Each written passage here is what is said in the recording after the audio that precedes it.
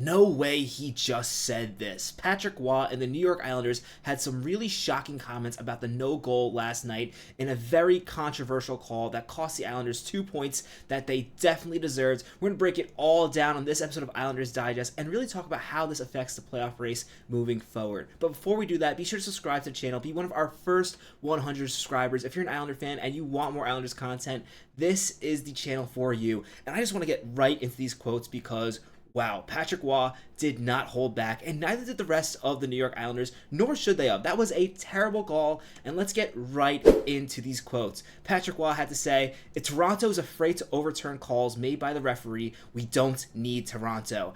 And you know what? I really like that he said this, and to be honest, this morning I was a little surprised that him or Bo Horvat or Kyle Palmieri did not get fined for their comments. Not that they should have gotten fined, but just in the past, the NHL has fined players for statements like this. But I have a feeling that the reason why the NHL is not going to fine any of the Islanders or their coach is because deep down, the NHL knows they are right. The NHL has a problem. Nobody knows what goaltender interference is. Patrick Waugh is a goaltender. He should know this better than anyone else, and he has no clue what the call is. Honestly, at this point, when we have a goalie interference call on a play, it's basically a toss-up on who's going to win. It's so confusing, and the other nights, Patrick Waugh had that challenge against the against the Montreal Canadiens, and everyone thought it would probably not count. It counted. And then there were comments after the game where this is what they talked about in the GM meeting. Well, what about this play last night? Because that was clearly not goaltender interference. On top of everything, the goalie had time to shove Kyle Palmieri before he tipped the puck in. He made a move to try to save the puck. He slid the wrong way. This should have definitely been a goal, and the Islanders definitely agreed. Kyle Palmieri had to say, I guess the goalie needs 5 minutes to get reset and ready for the shot, and it looked like he couldn't wait to wave it off. And I totally agree with this. And you know what? If it's a case where there's clear goaltender interference, because the ref was clearly zoning in on this and not even looking at how the play developed, as Kyle Palmieri was nowhere near the net by the time the puck got tipped in. I know it was only a second or two, but the goalie had plenty of time to reset because he had time to shove Kyle Palmieri when he was out of the crease and then had time to get set because he slid the wrong way. And you know what? If it was such blatant goalie interference, blow the whistle. You have a whistle. If you really think the play can't go on because the goalie can't get set up, blow your whistle. Otherwise, it should be a good goal. You let the play go on. The puck went in the net. That's the end of it. And that's what's really frustrating for me as a fan, and a lot of fans who are watching these plays around the league. And what I thought was really interesting on Twitter after this no-goal call is a lot of people who are rooting against the Islanders also agreed that this call was completely outrageous. And we're going to get into it in a little bit, what the NHL's reasoning for why this call was allowed. Before we do that, I do want to get into one more quote, a quote by Bo Horvat, and I think this is really not the captain, probably the future captain of the New York Islanders. But this quote really stuck with me. It's just really getting frustrating when we're pushing for a playoff spot. It's obviously a game-winning goal late in the hockey game, and to me, it's just unacceptable. And I think this is true. This is definitely unacceptable. This is a mess for the NHL. And the one thing, and I think the locker room can do this, as frustrating as this is, and I know it's frustrating, especially now it's a couple games now. They lost the game to the Kings because of some tough goaltender interference calls. One thing the Islanders do have to do is make sure this does not get into their game. They can't get into this mentality where it's them against the refs. That is not how you play good hockey. Unfortunately, I do think while these calls have been frustrating, the Islanders have been doing a good job of taking their frustration and bringing it against the other team to play a better game. I'm really hoping they come out flying against the Vancouver Canucks and get 2 points back to make up for the point they lost in this game. At least they got 1 point, but it really hurts they lost this game, especially because yeah, the Islanders scored that goal in the last few seconds. They should have won this game in regulation. Columbus should have went home without 2 points. And you can say, and I agree, that the Islanders did not have the best third period, but this group dug in when they needed to in the last few seconds of the game and got a goal. And that goal should have counted. And the NHL definitely made the wrong call. Now we're going to talk a little bit about why the NHL says they made the call they did.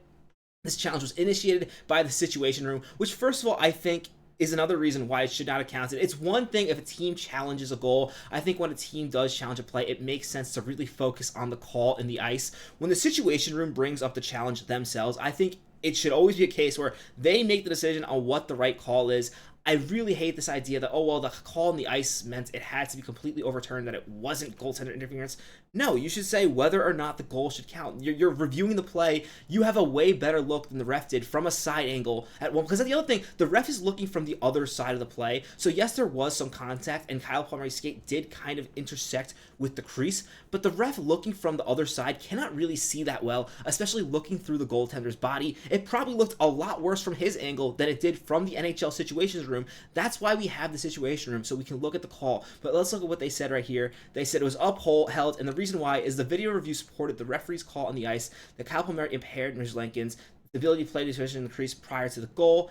And I don't agree with that. I think the goaltender did have an opportunity to make a play. I don't think this is what goalie interference is for, especially considering the goalie did also return contact to the player and then they separated. And the goalie did have an opportunity to make the save. He slid to the wrong way, and as a result, the puck went into the net because of a good tip. The goaltender couldn't save it, not because of goaltender interference, not because it wasn't set, because it was a good goal by Kyle Palmieri.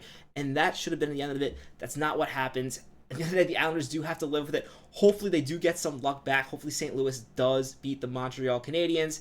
But until now, it does suck that the Islanders didn't get 2 points in that game. But I do also want to focus on some of the positives from this game, because there were some positives. There were also some negatives. We don't even have to talk about that shootout. I don't know what Anthony Duclair was thinking. He just lost the puck without even shooting it.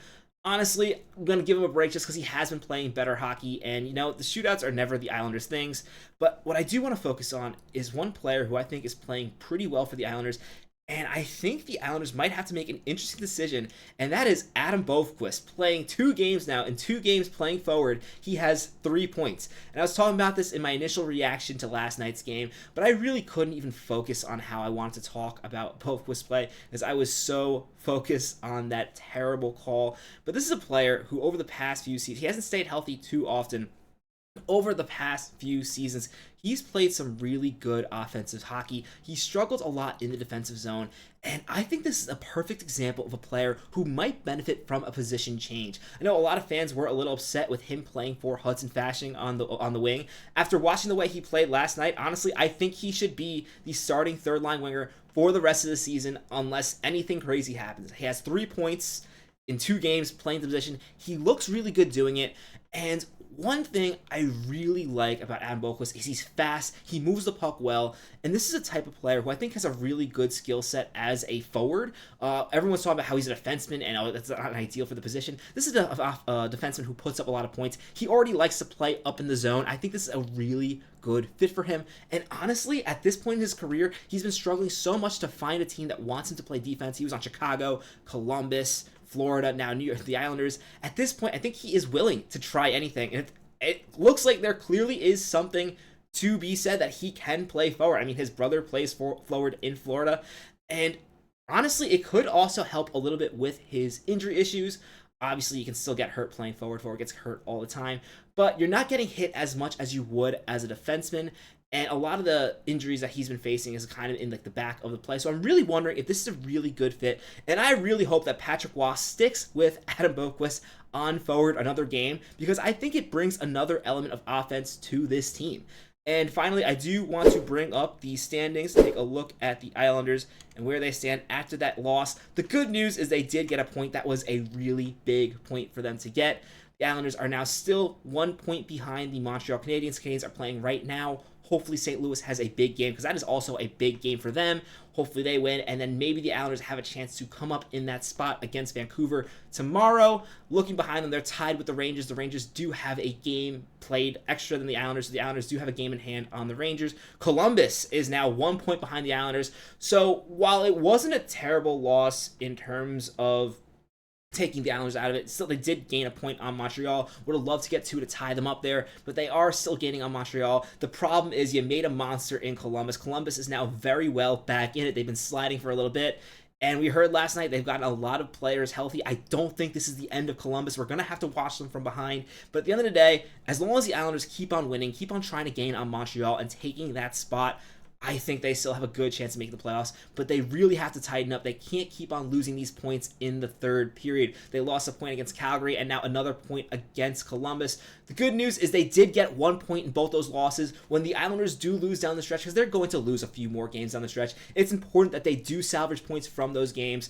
but in total, they're going to have to win a lot more moving forward. And they have a tough schedule coming up. They're going to have to play some really good teams. They have to play Tampa Bay twice, the Washington Capitals twice. And you know what? If they do make the playoffs, they're probably going to be playing the Washington Capitals. So it's a good thing that they have a chance to really show that they belong in a game against the Washington Capitals. So those would be good games to watch. One more thing we do have to note, because we really haven't been talking about, we've been focusing so much on that second wildcard spot with the Montreal Canadiens.